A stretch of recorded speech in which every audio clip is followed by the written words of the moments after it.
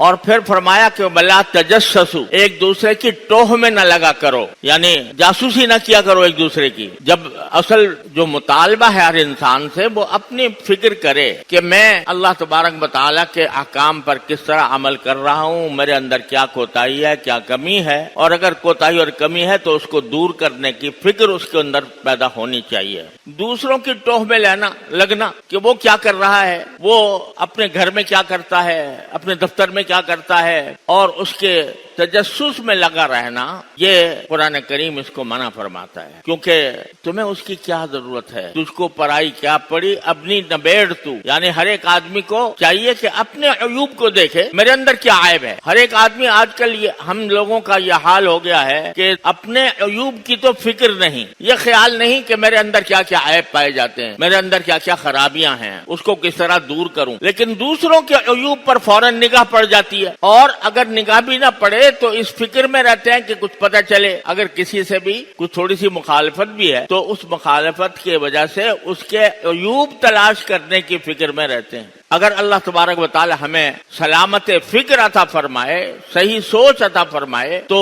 ہمیں دوسروں کے بجائے اپنے عیوب پر نظر ڈالنی چاہیے۔ بہادر شاہ ظفر مرحوم ہندوستان کے آخری تاجدار، ان کا یہ شعر ہے اور بڑا حکیمانہ شعر ہے کہ تھے جو اپنی برائی سے بے خبر، رہے اوروں کے ڈھونڈتے عیب و ہنر، پڑی اپنی نگاہ برائی پر جو نظر، تو نگاہ میں کوئی برا نہ رہا۔ جب آدمی اپنی عیوب کے اوپر نظر ڈالتا ہے کہ میرے اندر کیا کیا خرابیاں پائی جاتی ہیں، میں کتنا غصہ کرتا ہوں لوگوں کے اوپر،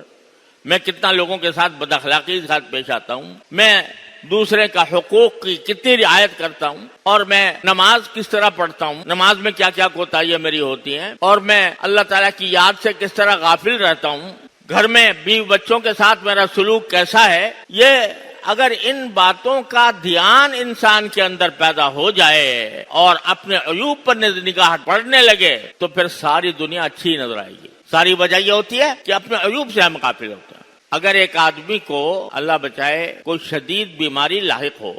گردے کی، جگر کی، اللہ بچائے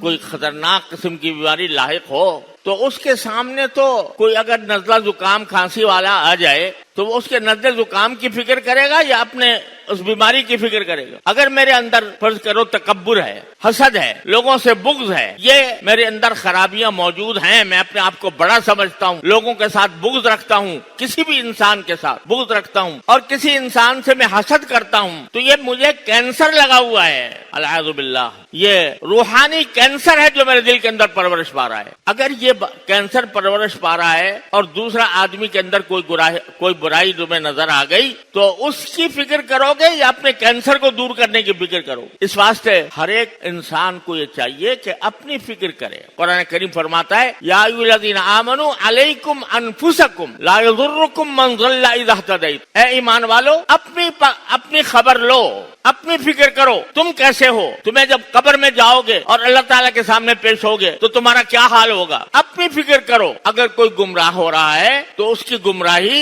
تمہیں نقصان نہیں پہنچائے گی۔ لا یضرکم من ضل اذا اہتدیتم، اگر تم صحیح راستے پر ہو تو دوسرا آدمی اگر غلط راستے پر جا رہا ہے تو اس کی برائی گمراہی تمہیں نقصان نہیں پہنچائے گی، بشرطے کہ تم نے اپنا فریضہ ادا کر دی۔ تو یہ اللہ تعالیٰ بار بار اس طرف متوجہ فرماتے۔ ہم یہ اصلاح کی دعوت لے کر کھڑے ہو، تبلیغ اور دعوت کا کام کر، اور یہ ہوتا ہے کہ دوسروں کی اصلاح کرنی ہے، دوسروں کو دعوت دینی ہے، دوسروں کو تبلیغ کرنی ہے۔ ارے بھائی پہلے اپنے نفس کو تو تبلیغ کر لو، اپنے نفس کو تو دعوت دے دو کہ تم صحیح مسلمان بنو، سچے مسلمان بنو۔ اگر یہ فکر لاحق ہو جائے تو کسی دوسرے کے تجسس میں، یعنی دوسرے کی ٹوہ میں کیوں لگوں گا؟ میں کیا وہ جانے، اس کا اللہ جانے، میں اس کے تجسس میں لگ کر اس کے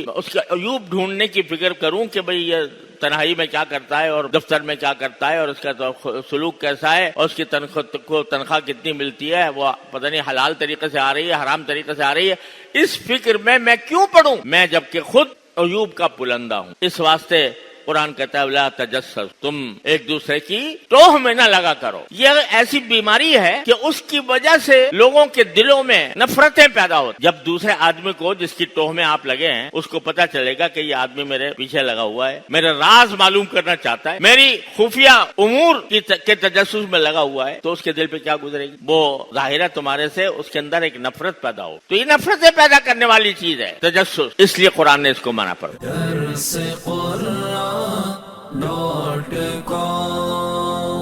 www.darsequran.com